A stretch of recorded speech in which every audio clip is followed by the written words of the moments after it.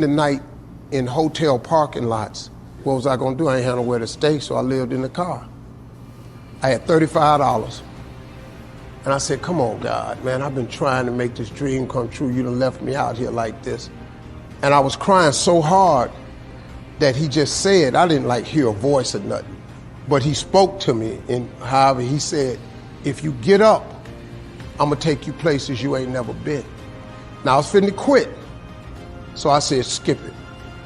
I'm gonna quit anyway. So I got in my car, I went to a payphone, and I was gonna call my dad. You remember back in the day where you could punch in a code and call your answering machine and get your messages? So I called and I punched in the code and he said, doop. He said, hey Steve, this is Chuck Sutton with Showtime at the Apollo. We saw a tape of you. You're very funny. If you could get here Sunday night, we'd love to put you on television. Call me back, let me know if you can make it. So I hung the phone up, I'm crushed. Cause my whole dream of being on TV, and I couldn't get to New York. I got $35. How I'm gonna get to New York? I can't make it. So I'm standing there at the phone booth and tears just coming down my face. I said, God, so that must be a sign for me to go home. Cause this it, I ain't even got the money to go to the Apollo. My whole thing that wanted to be on TV, I couldn't even make the dream come true. This is the most messed up moment. And so I said, man, let me call this dude back and see if he said this Sunday. Because maybe he said next Sunday and I could hustle up a little bit of money or something. I don't know what I'm gonna do, but let me just call him back. So I called him back. Steve, this is Chuck Sutton, Showtime at the Apollo. We saw a tape of yours. You're very, very funny. Look, we have an opening Sunday night at Showtime at the Apollo. If you can make it, we'd love to put you on TV. I said, it's this Sunday. Before I hit the button, I heard, doop, you have another message. Now, it wasn't there before. So I punched my code in. I listened to the second message. It said, Steve Harvey, this is Tom Sobel from the Comedy Caravan. This was a Thursday.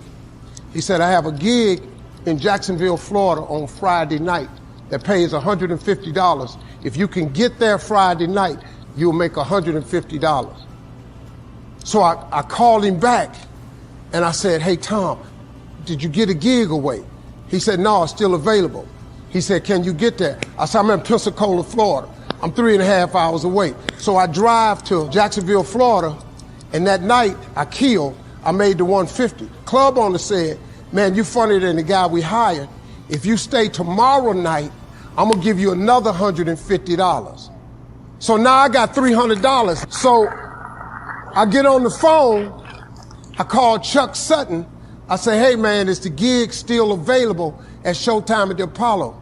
He said, yeah, we got one opening left. I said, I'll be there. So I called Eastern Airlines, who used to be open back then. They had a special for $99 going from Jacksonville, Florida to New York round trip. So I parked my car at the airport. I got it.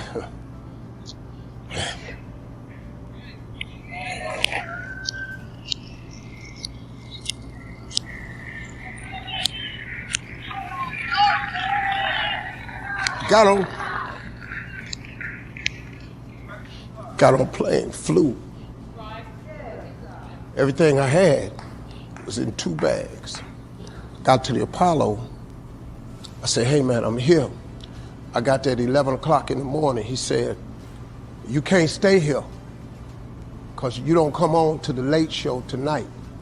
I said, man, I ain't got nowhere to go. I said, if you just let me stay in this building, man, I ain't gonna move around nothing. I ain't got nowhere to go. I'm in Harlem. I can't go back out here. I got these 2 bags.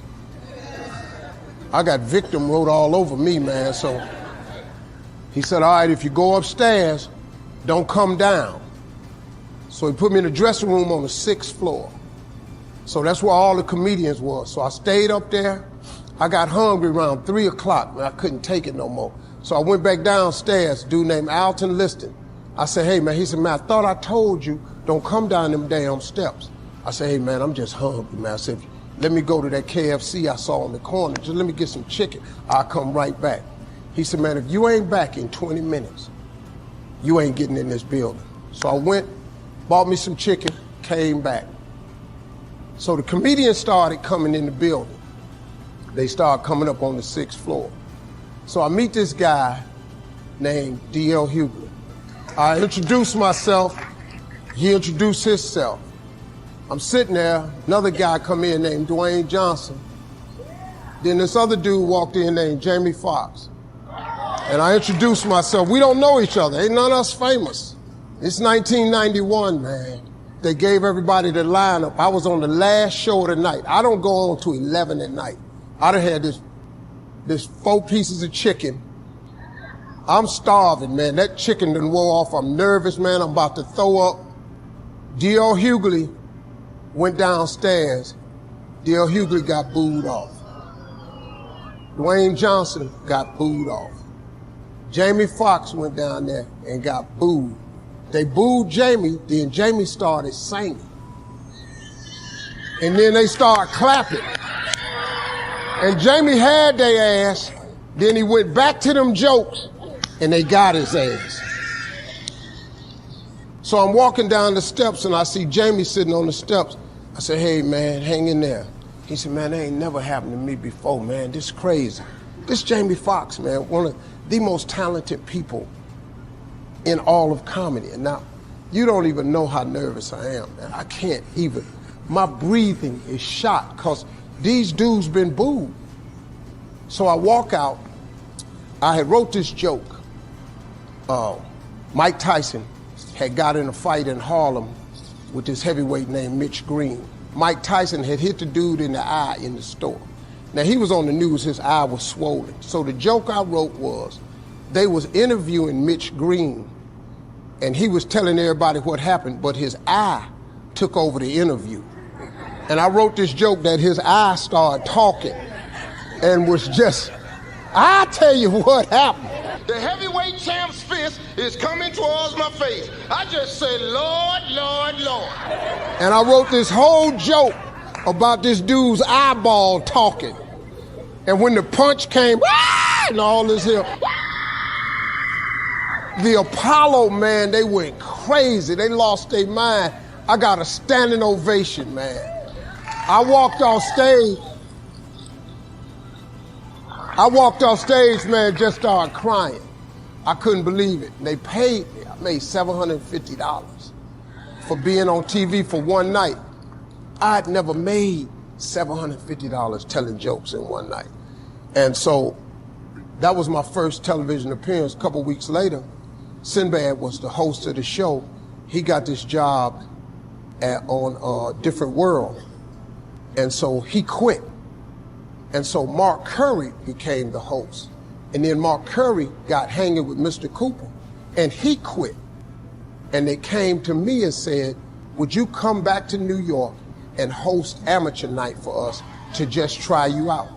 Oh, ain't no problem. And so I went to New York, I hosted amateur night and I was killing. But every time we went to commercial break, I was supposed to let the warm-up act take over like Ruben does. But I knew not to let the warm-up act do that because he would change the attitude of the crowd because the Apollo was a wild place. So I stayed out there. I did the warm-up and the host. And I created a bond with that audience. And that's how I got on TV. It was my very first TV show. I hosted Showtime at the Apollo. I ended up being the longest running host in the history of Showtime Apollo. I did that show for 8 years. Nobody ever did it for 8 years. And that was my turn back moment. See, in your life, everybody has a turn back moment. You have a moment where you can go forward or you can give up. But the thing you have to keep in mind before you give up is that if you give up, the guarantee is it will never happen. That's the guarantee of quitting, that it will never happen no way under the sun. The only way the possibility remains that it can happen is if you never give up no matter what. Because God is always coming. He's never too late.